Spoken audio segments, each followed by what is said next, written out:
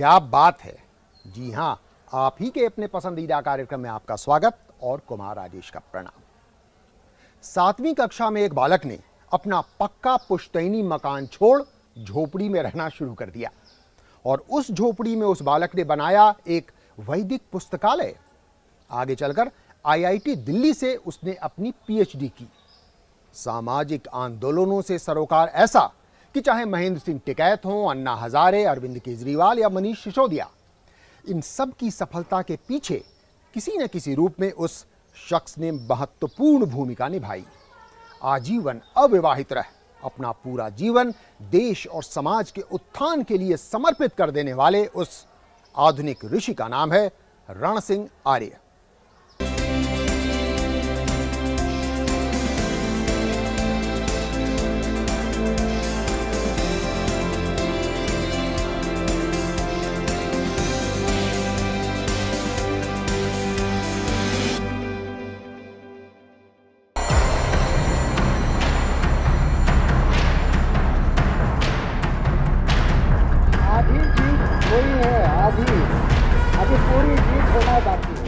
देश की राजधानी नई दिल्ली के बीचों बीच इंडिया गेट के पास अक्टूबर 1988 में 5 लाख से ज्यादा किसान महेंद्र सिंह टिकैत के नेतृत्व में एक हफ्ते तक अपनी मांगों को लेकर धरने पर डटे रहे। उस धरने और महेंद्र सिंह टिकैत को तो लोग अब तक नहीं भूले, पर टिकैत को टिकैत बनाने वाले चंद लोगों में से एक डॉक्टर रण सिंह आर्य को शायद बहुत कम लोग जानते होंगे। एक ऐसा व्यक्ति जो कि अपने सिसौली गांव का रहने वाला था, उसे आप लोगों ने रातों रात एक नामी गिरामी नेता हमने नहीं बनाया, ये मीडिया ने बनाया। तो दुर्भाग्य से वो सामाजिक व्यक्ति था, देसी आदमी था। टिकैत, हाँ, देसी आदमी, सामाजिक आदमी था, है ना। गांव के जैसे लोग हैं, वो सामाजिक आदमी का पता लगता है। उसको अहंकार बढ़ा दिया इस व्यवस्था ने। एक हीरो बनाने के, ये हीरो बनाता है, हीरो बनाने के लिए कोई विलन चाहिए तो विलन के लिए फिर बाकी दुनिया विक्टिम में बदल दी हमने। तो ये जो सभ्यता है, ये व्यक्तिवादी सभ्यता है। आंदोलनों का सामाजिकरण करना पड़ेगा। साल 1988 के किसान आंदोलन की दूरगामी विफलता के बावजूद उसी किसान आंदोलन के जरिए डॉक्टर रण सिंह द्वारा पश्चिम उत्तर प्रदेश में उस समय किए गए सकारात्मक सामाजिक परिवर्तनों को इलाके के बुजुर्ग आज भी याद करते हैं। जैसे गांव के झगड़े गांव में ही निपटाने की कवायद, जेल तक जा चुके 100 से ज्यादा मामले गांव में ही साल भर के भीतर निपटाए गए थे। साधारण शादियां करने की अपील पर पूरे इलाके में शादियों में होने वाले लाखों लाख की फिजूल खर्ची रुकी थी और बेहिसाब बिजली बिल से किसानों को राहत मिली थी। इन खबरों को प्रमुखता न देने पर डॉक्टर रण सिंह को मीडिया से भी शिकायत है। उनकी कोई खबर नहीं बनाती मीडिया। आज इतना काम दिया, कोई खबर नहीं बनी। आज एक गड़बड़ हो जाए, उसकी खबर बना दो। साल 2011 के अन्ना आंदोलन के दौरान भी पर्दे के पीछे से डॉक्टर रण सिंह आर्य महत्वपूर्ण भूमिका निभा रहे थे, खासकर अन्ना हजारे के उपवास को लंबा खींचने में। शुरू के उपवास में अन्ना के आंदोलन में चिंतित हो गए थे कि अन्ना को जोखिम में कीटोन जाने लगे, और हमने उनको देख के बताया डरने की जरूरत नहीं है, ना भी 20-22 दिन अभी चल जाएंगे और कोई रिस्क मत, इनको चलने दो, डरो ना। उतनी भूमिका निभाई है। बस इतना ही कि जब ये उपवास खोल लेंगे तो मैं खुलवा दूंगा। समय आने पर अन्ना का उपवास तो डॉक्टर रण सिंह ने खुलवा दिया, लेकिन अन्ना आंदोलन की अंतिम परिणति से वो खुश नहीं थे। अन्ना आंदोलन में मेरा ये प्रयास रहा कि ये राजनीतिक पार्टी ना बने, अभी समाज में काम करें, देश में वातावरण बनावे। एक वातावरण अच्छा बन गया, उम्मीद जगी देश में। अन्ना आंदोलन से एक देश को उम्मीद जगी थी, पूरे देश में लहर आ गई थी, है ना, और भ्रष्टाचार दूर हो गया, संभावना जगी थी, उम्मीद जगी थी। लेकिन वो उम्मीद जल्दी, हम बहुत जल्दीबाजी में दुनिया बदलने के चक्कर में फंस गए। मैंने कोशिश भी की, अरविंद जी को भी थोड़ा ऐसा आग्रह करने की, मनीष से भी थोड़ा आग्रह करने की कोशिश की, और मैं तो कोशिश की अन्ना को और अरविंद के बीच में तालमेल बना रहे, कोशिश में रहा मैं तो, पर वो नहीं बन पाया। टिकैत से लेकर अन्ना और केजरीवाल तक बार बार आंदोलनों में अपना हाथ जला चुके डॉक्टर रण सिंह आर्य ने अब भी आशा की डोर नहीं छोड़ी है।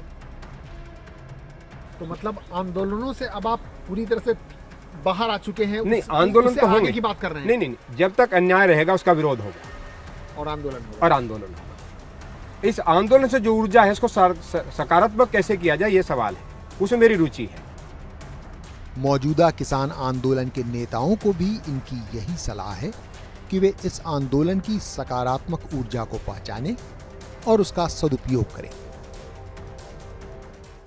जन्म से ही भारतीय संस्कृति और परंपराओं के प्रति अगाध प्रेम रखने वाले बालक रण सिंह के नाम के साथ आर्य शब्द जुड़ गया जब छात्र जीवन में ही उनका गहरा लगाव आर्य समाज से हो गया। कालांतर में पंतनगर स्थित देश के पहले कृषि विश्वविद्यालय से स्नातक और आईआईटी दिल्ली से पीएचडी रण सिंह आर्य आज एक आदर्श किसान के रूप में अपना सार्थक जीवन जी रहे हैं। समाज की भलाई के लिए अनवरत मननशील और प्रयत्नशील।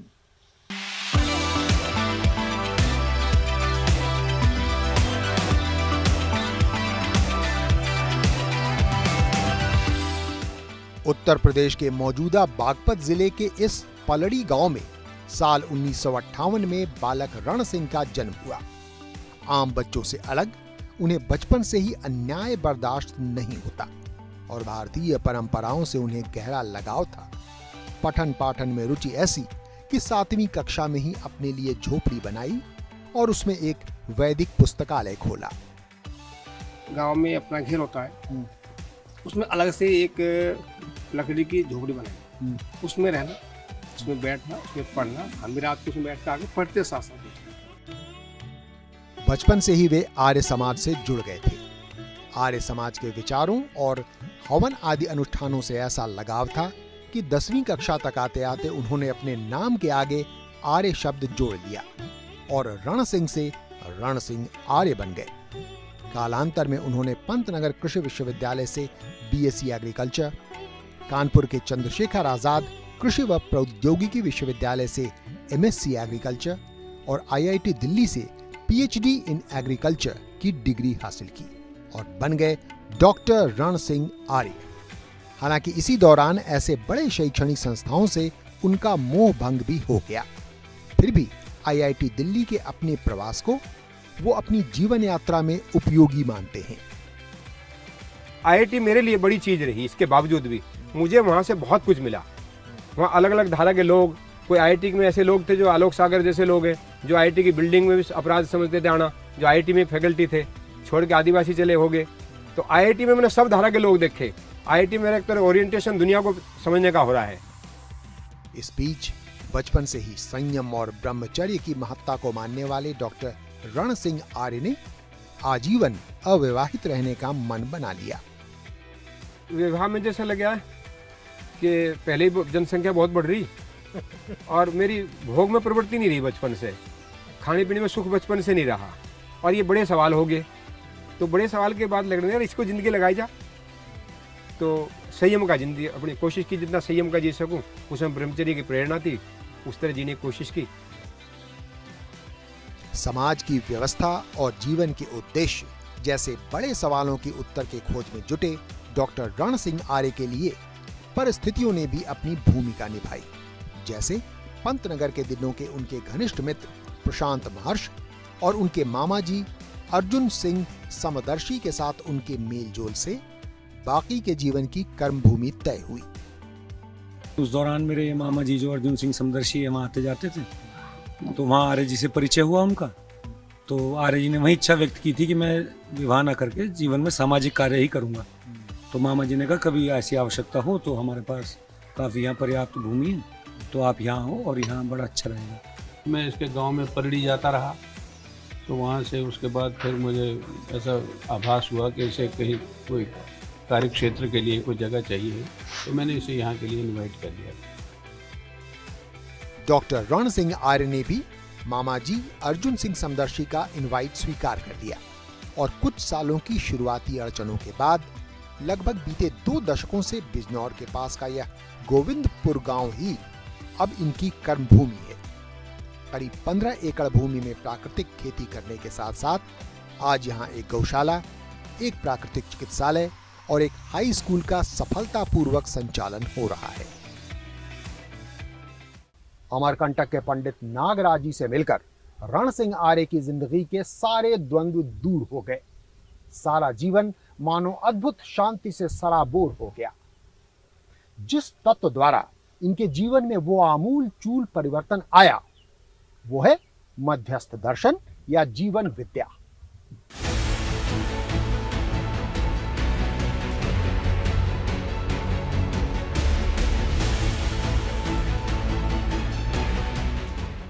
डॉक्टर रण सिंह आर्य करीब 3 दशक से एक ऐसी यात्रा पर हैं, एक ऐसा सपना देख रहे हैं जिसमें हर इंसान का सुख समाहित है। सपना ये है कि जिसको हर इंसान चाहता है वो कैसे हो, और जिसको कोई नहीं चाहता उसे कैसे मुक्ति मिले, और हर आदमी की ऐसा लगा इस यात्रा में कि हर इकाई की हर आवश्यकता पूरी हो, ऐसा प्रकृति की व्यवस्था है, कुदरत का डिजाइन है। आदमी नहीं, जर्रे जर्रे की आवश्यकता पूरी हो। तो जो प्रयास हुआ है, तो मैं एक विशद संभावना देखता हूँ दुनिया में। खूब नकारात्मक के बावजूद भी एक विशाल संभावना देखते हैं, और इस यात्रा में हमको लगा कि मेरा सबके सुख में मेरा सुख समाया है। इस सकारात्मक यात्रा की शुरुआत नागराज जी के सानिध्य में जून 1992 में हुई थी, जिसके बाद ही उन्हीं के द्वारा प्रतिपादित मध्यस्थ दर्शन या जीवन विद्या का प्रचार प्रसार शुरू हुआ। नागराज जी की प्रेरणा सत्य जी, हम लोग को वातावरण बन गया, तो सत्य जी ने जीवन विद्या के शिविर लेने शुरू किए। उस बात को आम भाषा में रखना सत्य जी ने शुरू किया, तो पूरे देश में एक विद्या का सिलसिला शुरू हुआ। आम भाषा में जीवन विद्या में ज्ञान के 4 प्रकार हैं। पहला, जीवन ज्ञान, जिसमें स्थूल, सूक्ष्म और कारक शरीर की व्याख्या से जीव को समझा जाता है। दूसरा, अस्तित्व दर्शन ज्ञान, जिसमें पशु पक्षी, पेड़ पौधे, जल मिट्टी और मानव सहित पूरे अस्तित्व का विश्लेषण होता है। तीसरा, मानवीयतापूर्ण आचरण ज्ञान, जिसमें रिश्तों के निर्वाह, मूल्य, चरित्र और नीति की बात होती है। और चौथा, विधि विधान। इस जीवन विद्या के शिविरों से लाभान्वित होने वाले लोगों की संख्या लगातार बढ़ रही है। जीवन आदमी कैसे जिए जो सुख से जी ले और दूसरे आदमी को बिना दुखी किए जी ले, है ना। तो सामान्य ये मुश्किल लगता है, लेकिन जब उन्होंने पूरा दर्शन की रोशनी में ये बात की, तो उसमें सबसे पहला तो यही होता है कि आदमी खुद सुख में आ जाता है, और जब खुद में सुख में आ जाता है तो उन्हीं का सूत्र है कि सुखी आदमी सुख बांटता है, दुखी आदमी दुख बांटता है। आज के टाइम में क्या है कि सब लोग अकेले और ऐसे रहना पसंद करते हैं, मतलब अकेला परिवार है। ये कंटेंट बहुत ही अलग है। इसमें आपको मतलब नेचर से लेके और फैमिली, इसमें एजुकेशन, एनवायरनमेंट, सब इसी एक कंटेंट के अंदर आ जाता है।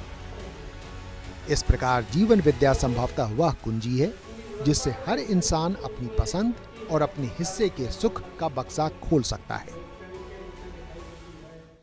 रण सिंह आर्य एक अद्भुत प्राकृतिक चिकित्सालय का संचालन भी करते हैं। यहाँ ज्यादा जोर बीमारी के इलाज पर नहीं, बल्कि स्वस्थ रहने की कला पर दिया जाता है। तन क्या रंगते हो काना, मेरा मन रंग डालो ना। तन क्या रंगते हो काना, मेरा मन रंग डालो ना। अर्जुन सिंह समदर्शी के गीत की इन पंक्तियों में गोविंदपुर के इस प्राकृतिक चिकित्सालय की चिकित्सा पद्धति का सूत्र समाहित है। यहाँ तन से ज्यादा मन के स्वस्थ रहने पर जोर है। स्वस्थ रहे, और स्वस्थ के लिए जब तक मन स्वस्थ होना चाहिए, शरीर स्वस्थ, शरीर का मुद्दा उतना नहीं। ये मन खराब हो रहा, शरीर तो तब खराब हो रहा। तो मन कैसे ठीक हो व्यक्ति का, पहला मन ठीक हो तो शरीर अपने को ठीक कर लेगा। योग, ध्यान सहित अनेकों प्राकृतिक चिकित्सा विधियों के जरिए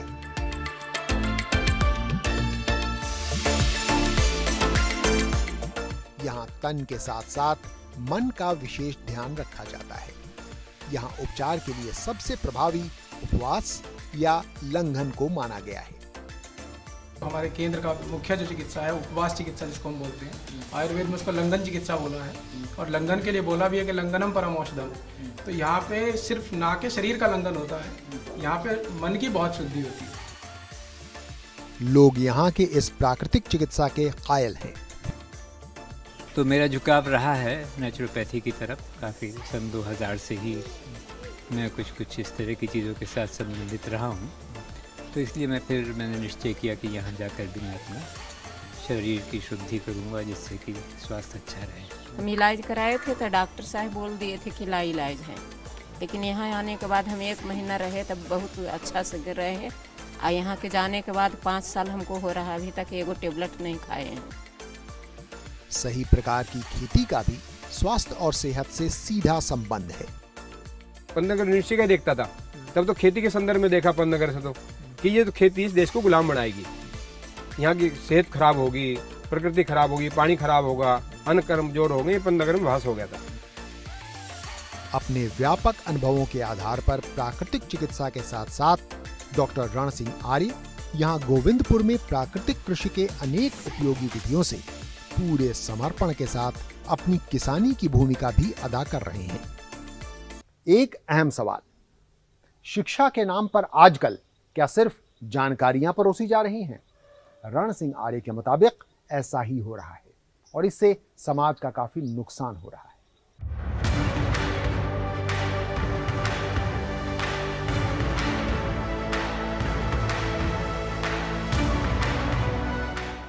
भारत में आज की शिक्षा पर डॉक्टर रण सिंह आर्य को घोर आपत्ति है। पूरी शिक्षा में मुख्य पार्ट एजुकेशन है कहाँ, सूचना दी जा रही, और जो एजुकेशन थी वो शिक्षक किसी आचरण से मिलती है ना। ऐसे शिक्षक तो जिनका आचरण से बच्चा कुछ प्रेरित हो, अब आचरण की बात ही नहीं हो रही। अब तो व्यक्ति को कैसे वो ATM मशीन बनाया जाए, ये तैयारी हमारी। IIT और IIM जैसे बड़े शैक्षणिक संस्थाओं से तो ये और भी चिंतित हैं। आधुनिक जो एकेडमी है, यूनिवर्सिटीज है, IITs हैं, मेरा IIT दिल्ली तक आते आते मेरा निष्कर्ष निकल गया, जो आधुनिक संस्थाएं हैं इनसे जो उपकार हुआ उस उपकार को मैं डिनाई नहीं करता, पर हम कहीं गहरे एक नई गुलामी में फंस गए। देश में शिक्षा की इन समस्याओं के लिए इनका समाधान है जीवन विद्या पर आधारित मूल्यपरक शिक्षा। इस शिक्षा के कई केंद्र देश भर में चल रहे हैं। दिल्ली सरकार और छत्तीसगढ़ सरकारों द्वारा इस मूल्यपरक शिक्षा को औपचारिक पाठ्यक्रम में शामिल भी किया जा चुका है। दिल्ली गवर्नमेंट की अधिकारियों की शिक्षाओं के शिविर शुरू हुए तो वहाँ से सिलसिला शुरू हुआ। फिर दिल्ली में सोम का मतलब हमारे में और भी बाकी लोग जुड़े, हम भी जाते हैं, सारे प्रबोधक आते हैं वहाँ, पर मूल रूप से जीवन विद्या की टीम है। हमने अपने को आगे नहीं किया, वो काम मनीष सिसोदिया के नाम से, दिल्ली सरकार के नाम से रहा। और वहीं नहीं, छत्तीसगढ़ में काम किया हमने काम किया, सरकार किसी की हमने वो नहीं किया। फिर गोविंदपुर में अपने परिसर में चलने वाले इस हाई स्कूल में इस जीवन विद्या आधारित शिक्षा की छाप तो दिखेगी ही। ये तो आप फिजिक्स, केमिस्ट्री, मैथ्स ये तो सब चलता ही है स्कूल लेवल, और उसके अलग बच्चे को स्वास्थ्य के लिए क्या उसको करना है, उसका दिनचर्या कैसे बनना है, ये सब विद्यालयों में अक्सर होता ही है। फिर भी ऐसा नहीं कि उनको डंडे से ही कराना पड़ रहा है। प्यार और अपनापन सबसे पहली प्रायोरिटी तो यही।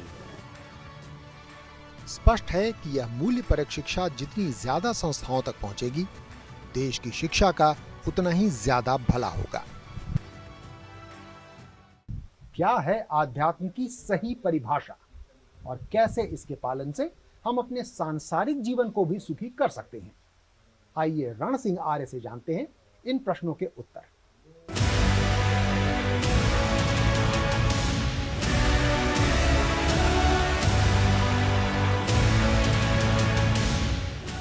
अग्रहार पंडित नागराज जी के मध्यस्थ दर्शन पर आधारित जीवन विद्या डॉक्टर रण सिंह आर्य की सोच में अंतः सलीला स्वरूप प्रवाहित हो रही है। तो अध्यात्म क्या है? मैं अपने बारे में जागृत होता हूँ तो मैं सच्चे सुख की तरफ चल देता हूँ। अभी शरीर से सुखी होना चाह रहा हूँ, वहाँ मैं विचार और अपने भाव से सुखी होने लगता हूँ, अपनी समझ से सुखी होने लगता हूँ। बड़ी चीज़ मिल गई, अभी छोटे सुख में फंस रहा था तो बड़े सुख की तरफ चला गया। एक घटना तो व्यक्ति में घटी, दूसरी रिश्तों में उसका ध्यान चला गया, भेदभाव से हटके वो सबको आदमी को आदमी के रूप में देखना शुरू करेगा। आध्यात्म की इसी परिभाषा के साथ जीवन को समग्रता से देखने वाली सोच सहित डॉक्टर रण सिंह आर्य और इनकी टीम बिजनौर जिले के इस गोविंदपुर गांव में ही फिलहाल एक भव्य ज्ञान केंद्र बनाने की योजना में जुटी है। रण सिंह आर्य जैसे अद्भुत और प्रतिभावान इंसान के प्रेरणादायक सेवा और समर्पण भाव के बारे में जानकर आप स्वयं बोल उठे होंगे, क्या बात है। जी हां, यही है हमारे कार्यक्रम का नाम, क्या बात है। हमें पूरी उम्मीद है कि हमारे इस कार्यक्रम का यह अंक आपको अवश्य पसंद आया होगा। ऐसे ही एक और रोचक व प्रेरणादायक अंक के साथ अगले सप्ताह हम पुनः उपस्थित होंगे। तब तक के लिए हमें अनुमति दीजिए। नमस्कार।